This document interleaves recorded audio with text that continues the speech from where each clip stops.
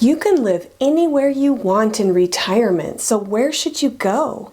Choosing where to live is easier when you're working. You live where your job is. If you're retired though, you can take your money to anywhere in the United States or even any of the 200 other countries in the world. Who doesn't dream of living in a beautiful place? That's the goal, but you have to do a lot of research and even soul searching to figure out where that place is for you. You need to prioritize your needs and wants, research potential places, and even spend time there. One of the greatest perks of retirement is the opportunity to choose where you want to live. Maybe you want to move someplace warmer or closer to the water, or maybe where the cost of living is lower. So what's important to you when choosing where to live? I'm going to share 9 things to consider and a website to help you compare places to live. So let's look at each one. Number 1 is the cost of living. The cost of living varies a lot in different places. This includes housing, food, healthcare, transportation, and entertainment. Lower cost of living is not always better. Some places where the cost of living is higher are just more enjoyable places to live.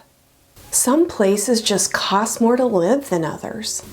But if you're already living in a place that has a high cost of living, you can maximize your retirement income by moving to a place where the cost of living is more modest. Number 2 is taxes. When you consider the tax burden of a place you're considering moving to, you need to look at the overall picture. Some states have no income tax or no sales tax, but other taxes will be higher in those places. States need to collect their revenue somehow. In addition to income taxes, state governments generate revenue through other taxes. There's property taxes, general sales taxes, licensing taxes, and taxes on businesses. Your income sources and spending patterns will factor into how a state's tax structure will affect you. Number 3 is safety. Crime rates and safety concerns can be a higher priority as we grow older and feel more vulnerable. I know it is for me. Look at the crime stats and economic data for places you're considering. Keep in mind that crime rates can vary widely in different areas in the same city. You can pretty easily look up crime rates online. Number 4 is the climate. Good weather is much more important to a retired person than a working person. The weather is often one of the main considerations for retirees who move, and for good reason. As people age, our willingness to tolerate unpleasant weather tends to fade. As you age, shoveling snow will become more physically demanding, and the potential for injury if you slip on the ice is greater. I personally don't winter well. Number 5 is political climate. Regardless of your political views, you should consider whether you'll be comfortable in a place where the majority of people have different political views than you do. Politics are bound to come up in conversations, especially during election years. You might also consider whether the state and local governments are likely to pass legislation you would agree with. Number 6 is access to medical care. Consider the availability of medical support and personal care services.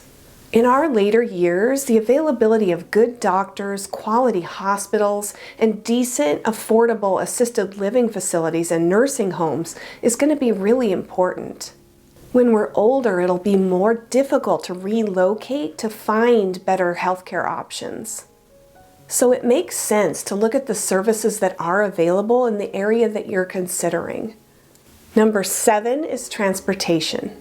Consider the availability of safe and reliable public transportation. You might not want to drive everywhere forever. I've seen 90-year-olds driving around that shouldn't be.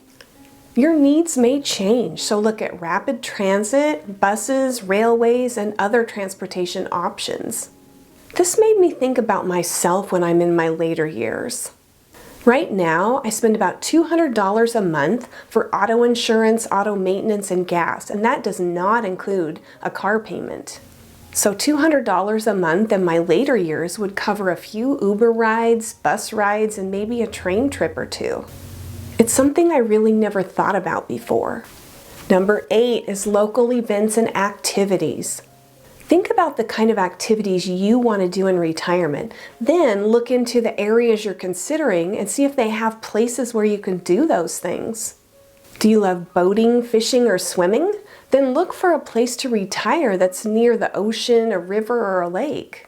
Do you enjoy the great outdoors? Then look for a place with amazing parks and hiking trails. If I ever move, I would love to be closer to more hiking areas. Do you love culture and the arts? Then find a place that's close to theaters and museums. Number 9 is living closer to family. This one is priority number 1 for me. Social connections are a key predictor of long-term well-being. Moving closer to family and friends can improve your quality of life, not to mention having someone nearby in case of a big emergency. If your family and friends are spread out among many different places, you could choose a place that's centrally located to make visiting and traveling easier. That's where I am right now. My youngest son and 2 of my grandkids live about 10 minutes from me, but my oldest son and new granddaughter live 3 hours away, and my daughter lives 4 hours in the other direction. So right now, if we all get together, I'm centrally located. But my youngest son may move in the future. If he does move, I'll have no family near where I live, so I may consider moving then too. I found this really cool website called Best Places to Live. I'll link it in the description. It lets you compare different cities in the US using different criteria.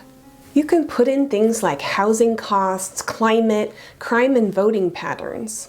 You can look at profiles of individual cities, you can compare 2 cities, and you can build a list of your top places. There's a quiz called Where is the Best Place for Me to Live? It'll suggest 5 places you may never have thought of. You do have to put in your email address and your zip code to create an account to be able to take the quiz. I took the quiz just for fun, and here's where it said I might like to live. These are definitely places I would never have thought of. The site also has a cost of living calculator so you can compare where you're considering to where you're living now. One last thought, just because you're retiring, you don't have to move across the country. If you love your neighborhood or your family lives nearby, maybe you should just stay where you are. Aging in place in your existing home is always an option. What about you? What's your dream location? If you're retired, did you move to a new place? If you want to share, feel free to leave a comment. If you're seeing me for the first time, hi, I'm Julie and this channel's Happy on Monday. Thanks for joining me. If you found this helpful, please like, and if you're interested in early retirement, consider subscribing. I'm going to leave you with a quote. Some people look for a beautiful place. Others make a place beautiful. Hope to see you again soon.